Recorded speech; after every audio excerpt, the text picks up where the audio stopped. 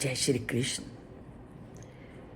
अर्जुन ने जब श्री कृष्ण के अद्वितीय रूप के विषय में जाना तो श्री कृष्ण के आगे उन्होंने अपनी इच्छा प्रकट की कि हे परमात्मा, हे प्रिय सखे, मैं आपके उस दिव्य स्वरूप को जानना चाहता हूँ। अर्जुन श्री कृष्ण को बहुत प्रिय थे, इसलिए वह अपने दिव्य स्वरूप को कैसे उनके सामने प्रकट करते हैं इसको हम जानते हैं। और वो क्या कहते हैं? वो कहते हैं, पश्ये आदित्यान वसु रुद्रान अश्विनो मारुतस्तथा बहूनि अदृष्ट पूर्वाणि पश्यस आश्चर्याणि भारत।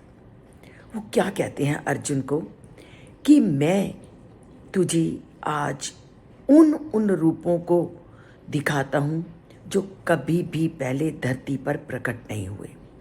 हे भरतवंशी आदित्य पुत्रों, वसु पुत्रों, रुद्र पुत्रों, अश्वनी कुमारों, मारुत पुत्रों तथा पहले कभी ना किसी के द्वारा देखे गए मैं ऐसे बहुत से आश्चर्यों को तुम्हें दिखाता हूँ।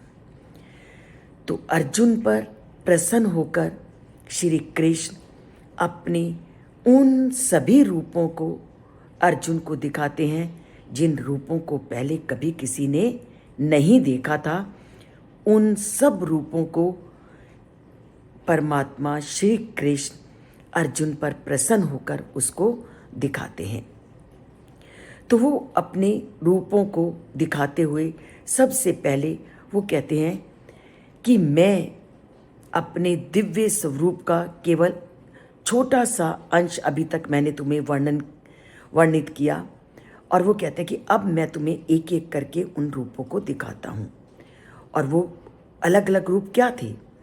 अदिति के 12 पुत्र, 8 वसु, 11 रुद्र, 2 अश्वनी कुमार और 49 मारुत, और जो पहले कभी नहीं प्रकट हुए उन सभी रूपों को एक एक करके अर्जुन के सामने दिखाते हैं। अब हम पहले भी इसका वर्णन कर चुके हैं अदिति के 12 पुत्रों के बारे में। एक बार फिर आज हम जानते हैं कि अदिति के 12 पुत्र कौन से थे। मैं ऋषि कश्यप की पत्नी अदिति से उत्पन्न 12 पुत्र थे, जिनको 12 आदित्यों के नाम से जाना जाता है।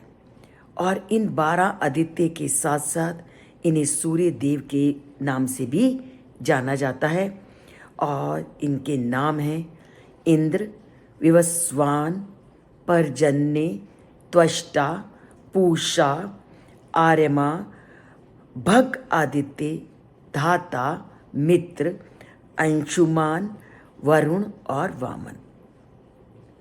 अब जिन 8 वसुओं का श्री कृष्ण ने वर्णन किया, वो 8 वसु कौन से हैं? जो वसुगण होते हैं वो प्रायः अष्ट वसु कहलाते हैं। अष्ट इस नाम से ही आपको स्पष्ट हो गया होगा, अष्ट मीन 8। और इनका जन्म हुआ दक्ष कन्या और धर्म की पत्नी वसु से। और यह अष्टवसु एक देव कुल के थे। और इनके नाम क्या हैं? इनके नाम हैं घर, ध्रुव, सोम, अप, अनल, अनिल, प्रत्यूष और प्रभास। अभी श्री कृष्ण ने 11 रुद्रों का वर्णन किया। तो वो 11 रुद्र कौन से हैं? पुराणों के अनुसार रुद्र कश्यप और सुरभि के पुत्र थे। कश्यप और सुरभि के द्वारा हारा, बहुरूपा, त्र्यंबका, अपराजिता, वृषकपि, शंभु, कपाड़ी, रायवता, मृगव्याध, सर्वा, कपाली ये उत्पन्न हुए। अब अश्वनी कुमार, 2 जुड़वा जन्मे अश्वनी कुमार भगवान के वैद्य हैं। 49 मारुत हैं। मारुत को वेदों में रुद्र और वृष्णि के पुत्र के रूप में वर्णन किया गया है। मरुदगण और देवगण का नाम कहलाता है। पुराणों में इन्हें कश्यप और दिति के पुत्र के रूप में वर्णन मिलता है, जिसे उनके वे मातृक भाई इंद्र ने गर्भ काटकर 149 टुकड़े कर डाले, तो जो 49 थे वो मारुत बन गए। वेदों से लेकर पुराणों तक 7 मरुतों के नाम लगभग समान है, अर्थात एक जैसे मरुतों का वर्णन मिलता है, जो इस प्रकार हैं: अवह, प्रवाह, संवाह, उद्वाह, विवाह, परिवाह और परावाह। मरुतों की संख्या आमतौर पर 7 मानी जाती है, जबकि हर एक मरुत के पीछे 7 गणों के साथ मरुत गणों या मरुत गणों की संख्या होती है, और इस प्रकार ये 49 या 49 कहलाते हैं। तो जिन सब आदित्य पुत्रों का, रुद्र पुत्रों का, अदिति पुत्रों का, मरुत गणों का श्री कृष्ण ने उल्लेख किया, ये सब के सब श्री कृष्ण के अंग हैं, और इन सब को श्री कृष्ण ने अर्जुन के सामने प्रकट किया। तो क्या संदेश देता है ये श्लोक?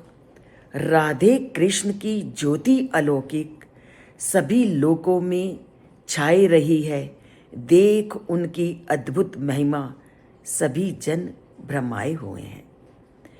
तो इस भ्रम से अगर ऊपर उठना है तो कृष्ण की शरण में जाना है, और कृष्ण की शरण में जाना है तो उनके श्लोकों को समझना, उनके कथनों को जानना आवश्यक है, और उनके कथनों को जानने के लिए भेजे गए गीता के श्लोकों को पढ़ना ज़रूरी है। और वह तभी होगा अगर आप इनको लाइक करोगे, इनको पढ़ोगे, और अगर सब्सक्राइब नहीं किया तो सब्सक्राइब करोगे।